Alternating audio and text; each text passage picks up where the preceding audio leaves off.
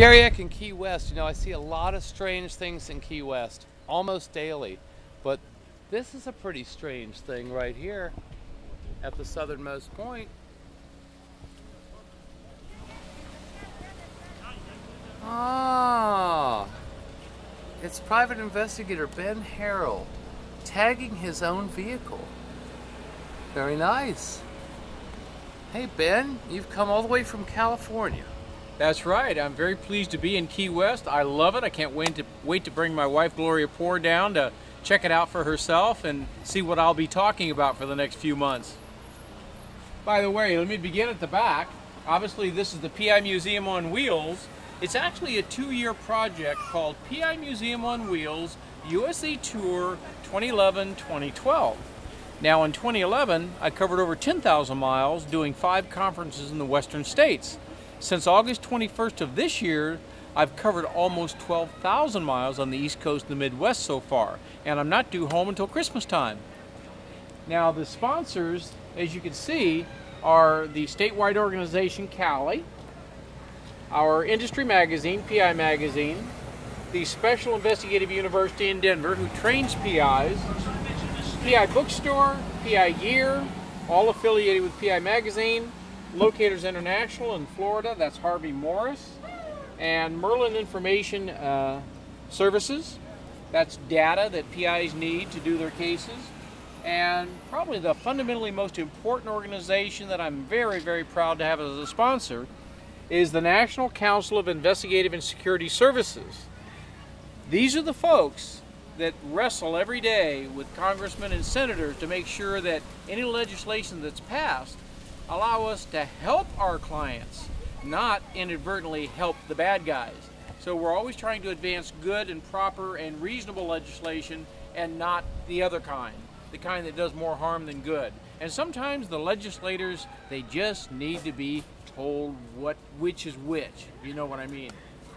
Now, let's begin right here. The Steineck ABC, 1948, an eccentric German designer by the name of Steineck. And they made this camera so easy to operate, he called it the Steineck ABC to get that point across. Color and black and white film camera you wear on your wrist. And you would, if I were taking your picture with that camera, I would do this. I would line you up the shot in the viewfinder at the top, then I would click the shutter on the side and take your picture. Obviously, Real Detective was one of the many magazines of that type that men would subscribe to or purchase. It had detective stories in it, advertisements on correspondence school programs, how to become a private detective. This is the World War II era cigarette lighter that also was a camera. There's the lens. Of course, this is me, the self-portrait. I could tell it looks a lot like you. This equipment was the early state-of-the-art, early 1900s Turner dictograph detective bugging kit. William J. Burns used this with great success.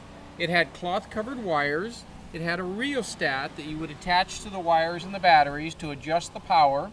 A big old headset that weighed a ton, it seemed. And these are the bugs. And get this, folks, you hide the bugs under the bed, behind the picture on the wall, therefore the little hook, or behind the radiator. What is a radiator? Someone will explain it to you if you don't know. It's a heater. And these are the old dry cell batteries. Yes. And if you read the instructions, it reminds you to bring extras because you have to change them every 15 minutes. Wow. This is one of the many detective associations that were prominent in the early 1900s, American Detective Association. You'd buy the badge, you'd join the organization, they would put your name on a list so that you let the world know you're available to take on assignments. This is a very clever design called a private eye. It's an Italian camera with a little pocket clip. You just slip it in your pocket. It takes color and black and white pictures. One of the many advertisements to get into the business. This particular ad emphasizes the fingerprinting side of the business. Learn fingerprinting for profit. This is a detective camera, and see, people nowadays don't realize this, but back in the early 1900s, people didn't know what this was, and so detectives would be able to walk amongst people and actually take a picture without anybody realizing their picture had been taken. Now, of course, people would notice that.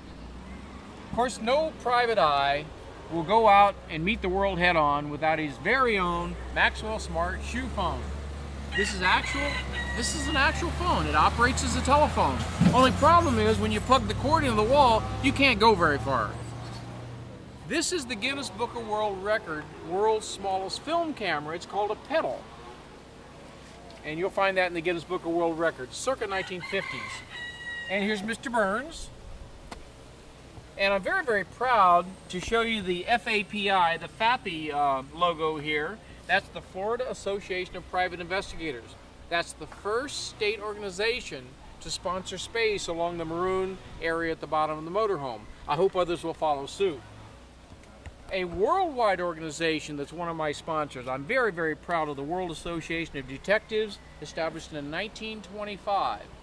There's only one organization a little bit older. That's the Association of British Investigators. They'll turn 100 next year. And my tagline, to get people's imaginations going, detectives, spies, and private eyes. Who didn't grow up with a favorite amongst those? On this side, I'm featuring Alan Pinkerton, America's first private detective. The world's first private detective will be coming in a moment. Again, FAPI. This is the infamous or notorious or iconic spy camera used before and during World War II. Spies of all countries used them. They're still in use today. The CIA gave one of these to Howard Hunt for the Watergate bugging job, along with his friend Liddy and 3 Cubans that we know quite well. You know better than I do. These are some of the images from my office back in the days when I was active as a private detective for those 50 years. I always like to use the old-fashioned phone. It kind of put me in the mood of being a fedora-wearing private eye, if you will. And my number, had it actually been in the 1940s, would have been Belmont 96991 instead of 2396991. By the way, my website, for anybody that wants to learn more, pimuseum.org. And my phone number reaches me even right here in Key West. Thanks to Verizon, I take my landline with me. This is J.J. Arms, a friend of mine from El Paso, Texas. He's in his early 80s now. He and his son still to this day go into Juarez, Mexico, the most dangerous city in Mexico, to recover kidnap victims, American businessmen generally. When he was 11 years old, he blew both of his arms off, right up to the shoulder. He was playing around with a buddy with some railroad explosives. They ripped open the box. The whole thing exploded. He lost both of his arms. Didn't slow him down for a minute. He became a Hollywood movie actor. He became a 2-term city councilman in El Paso. He's been, in his mind and in mine, the world's greatest detective ever since. He flew in and rescued Marlon Brando's kidnapped son, Christopher, when his ex-wife kidnapped him and took him to Mexico. The Ideal Toy Company made an action doll out of J.J. Arms. They also put together a training program on how to be a private eye for elementary school children. He's the only private eye to this day that's had a training program about how to become a PI based on him to be given out in elementary school. Again, we're back to my portrait of myself. This is a Japanese spy camera called a Mamiya 16 millimeter. This camera is very interesting. It would look to most people like a railroad pocket watch, but what it looks like, the winding stem, is actually the cover for the lens. This is the public version. This is the police version. These sold for like $2, $2.50 turn of the century. If anybody saw Jack Nicholson in the movie Chinatown, then they saw this model wire recorder. You might remember Jack sitting on the edge of his desk, reaching over and turning on a recording for the beautiful client. It was one of these wire recorders. And lest anybody not think old school is sometimes new school or better school, forms of audio recording on a tape, magnetic tape, or even on digital formatting today, those will eventually deteriorate. When you record audio on steel wire, it remains forever. Grannon Detective Company in Cincinnati. When a private detective made a name, had some noteworthy cases, was well known by the public, he would cash in. for $5, $7, maybe even as high as $10. You could get one of these badges, a little booklet on how to be a detective, and he would promise to put your name on a list available for work. Here's the world's first private detective, Eugene Francois Vidocq.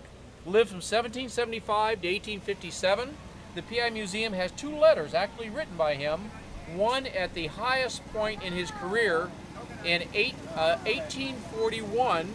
I had it translated. It's on magnificently beautiful letterhead, very extravagantly designed, with many, many paragraphs extolling his prowess as a detective and how unworthy all of his competitors were. That letter turned out not to be a letter at all. It turned out to be a forensic accounting report. The second letter, written in 1852, just 5 years before he died, was more or less scrawled on a piece of paper, signed by Vidocq.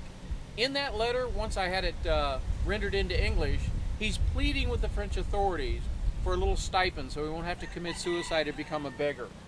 And this is the smaller version of the wire recorder I showed you a moment ago. This is the actual recorder. This is the spool of wire. And what looks like watches are actually microphones, which you'd put on your wrist, run the wire up your arm, and plug it into the recorder, which you would wear in a shoulder holster, a little cloth shoulder holster. Well, we're back to the end of the PI Museum. We're back really to the end of this segment. If anybody has more questions or wants to learn more about me and the PI Museum and how it's going to afford the opportunity for future generations to get just as excited as I've been for close to 50 years now collecting all this stuff and passing it forward to new generations, go to www.pimuseum.org or call me at 619-239-6991. Thank you very much. Nice talking to you from Key West, Florida, the southernmost point in the entire United States of America.